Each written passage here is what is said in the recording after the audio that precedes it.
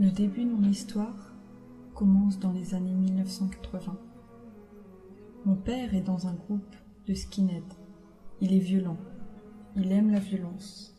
Il est dans un groupe d'enragés qui cherchent la moindre occasion pour frapper. Ils se battent et puis ensuite ils fuient, parfois ensemble ou alors laissant quelqu'un au sol souffrant. Ma mère l'a rencontré à 18 ans et elle est tombée rapidement enceinte. Alors vite, les grands-parents ont voulu qu'ils se marient, car à cette époque, cela ne se faisait pas. Ma mère l'a quitté, j'avais 3 ans. Elle s'était lassée de ce bad boy, qui n'a pas réussi à quitter ce milieu d'alcool et de mauvaise fréquentation. J'ai vécu seule avec ma mère, voyant mon père un week-end sur 2. Et puis il a déménagé, et je le voyais quelques semaines scolaires par an. Mon père a été aimant. Il a toujours été un papa poule, un papa très attentionné. Mais le soir venu, il buvait de l'alcool. Et moi, j'en avais peur de cette boisson qui rendait les gens plus maîtres d'eux-mêmes. Alors je m'endormais pas tranquillement chez lui. De ce fait, j'ai lié un lien très fort avec ma maman. Elle avait une vie saine. Elle était très aimante, très câline. Chez elle, je vivais dans l'insouciance. Nous n'avions pas beaucoup d'argent, mais j'avais beaucoup d'amour. Elle était mon point de repère, ma meilleure amie, et elle était mon seul besoin. Les années se sont enchaînées ainsi, et puis à 8 ans, j'ai senti qu'elle se détachait de moi. Je lui disais souvent « Mais je sens bien que tu m'aimes plus ». Elle riait, elle ne me prenait pas au sérieux. Et au moment du coucher, je pleurais seule dans mon lit. J'étais profondément triste. Et c'est dans ce moment-là de solitude, un soir où j'ai pensé à ma meilleure amie qui allait au catéchisme prier Dieu 1 fois par semaine. Mes parents, tous les 2 athées, ne m'ont jamais parlé de Dieu. Alors dans ma tristesse profonde, au milieu de mes pleurs, je me mis à prier Dieu, sur mes genoux, les mains jointes, comme j'avais pu le voir chez les catholiques. Et je disais cela.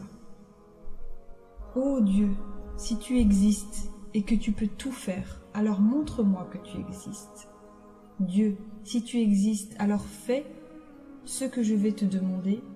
Dieu, si tu existes, alors fais que ce que je vais te demander soit exaucé. Si jamais il manque un détail, alors je ne croirai pas en toi. Ce sera juste le fruit du destin. Dieu, fais que j'ai un accident. Fais que ce soit grave, mais que je ne sois pas handicapée. Fais que j'aille à l'hôpital, que ma mère pleure sur moi. Je veux qu'elle pleure de peur de me perdre. Fais que je me casse la jambe gauche, parce que je suis droitière, et fais que j'ai un plâtre rose. La journée, je n'y pensais plus, mais chaque soir, je récitais cela. Un mercredi, ma grand-mère me gardait, et ce mercredi-là, avant de rentrer chez elle, après une promenade, elle s'arrête devant le tabac. Elle tend de l'argent à ma tante de 18 ans pour qu'elle aille chercher des cigarettes pour mon grand-père. Celle-ci se plaint que c'est toujours elle, elle demande pourquoi ce ne serait pas mon oncle de 16 ans. Alors ma grand-mère tend l'argent à mon oncle, assis à côté de moi à l'arrière du véhicule. Celui-ci se plaint, attestant que ma grand-mère se laisse trop facilement engrainer. Moi, assistant à cette mini-guerre familiale, je me propose tout excitée d'y aller moi-même. Ma grand-mère refuse, j'insiste, j'argumente et elle m'y autorise.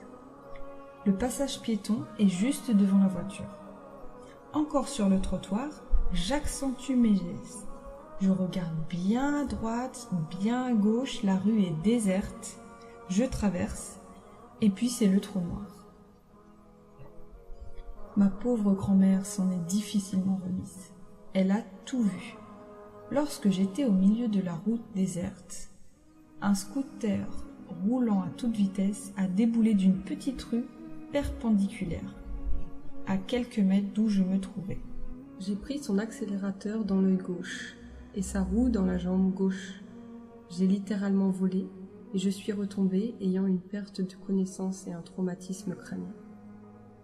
Moi, je me suis réveillée après une opération en urgence et ma mère était près de moi, en pleurs. Le médecin passe dans ma chambre et m'explique. Tu as eu de la chance, ce n'est pas beau, mais c'est pas si grave. Tu as une double fracture ouverte de la jambe gauche. Tu as un plâtre du haut de la cuisse aux orteils. Tu devras le garder au moins 2 mois. Tu vas rester un peu de temps avec nous. Ah oui, et on t'a fait un plâtre blanc pour que tu choisisses toi-même la couleur. Tu aimerais quelle couleur? Et là, je comprends. Un plâtre, une jambe cassée. Je suis à l'hôpital. Ma mère pleure. C'est assez grave pour que j'y reste plusieurs mois, mais je ne suis pas handicapée. Et on me demande quelle couleur pour le plâtre. Je réponds timidement. Rose? Tout se joue à sa réponse. S'il n'y a pas de rose, alors c'était juste du hasard. Et s'il y a du rose, alors c'est que Dieu a exaucé toutes mes demandes. Le médecin revient en me montrant la bande rose. C'est ainsi qu'à 8 ans, j'étais sûre que Dieu existait. J'en étais sûre à 100%. À 11 ans, j'ai eu ma première petite sœur du côté de mon père. Sa femme a insisté pour faire un baptême. Ce jour-là, dans une grande église bondée de monde, j'ai ressenti la foi qui bouillonnait en moi. J'ai pris mon père de côté et je lui ai dit « Moi aussi, je veux que tu me baptises. Moi aussi, je crois en Dieu. » Il me demande de réfléchir. Il me dit que c'est pas une décision que l'on prend à la légère. Il me donne 1 an et me promet que si je le veux toujours, alors il me baptisera. Mais très peu de temps après, ma maman m'annonce qu'un homme vivra désormais avec nous. On va le chercher à Paris, car il vient du Maroc. Elle me raconte dans la voiture qu'elle l'a rencontré il y a très longtemps, mais qu'il ne pouvait pas venir avant. Elle l'a rencontré quand j'avais 7 ans. Et là, je comprends mieux donc pourquoi je n'étais plus son centre d'intérêt, pourquoi je sentais qu'elle ne m'aimait plus autant et pourquoi j'avais cette tristesse. Cet homme vient vivre à la maison et puis je le vois prier, je le vois s'incliner au sol. C'est pour moi une chose étrange. Alors une fois terminé, je m'empresse de lui demander ce qu'il a fait. Et là, il m'explique avec ces mots simples. Je prie Dieu. Dieu nous a tout donné. Un toit, un corps en santé, nos 10 doigts. Tu sais, tout le monde n'a pas 10 doigts. Dieu nous donne à manger. Tout. Alors, je dois le remercier. Lui dire combien je suis reconnaissant, combien je l'aime. Et là, j'ai répondu, mais moi aussi je veux, moi aussi je l'aime, moi aussi je veux lui dire merci. Mon beau-père m'a fait réciter la Shahada et j'ai prié pour la première fois à 12 ans.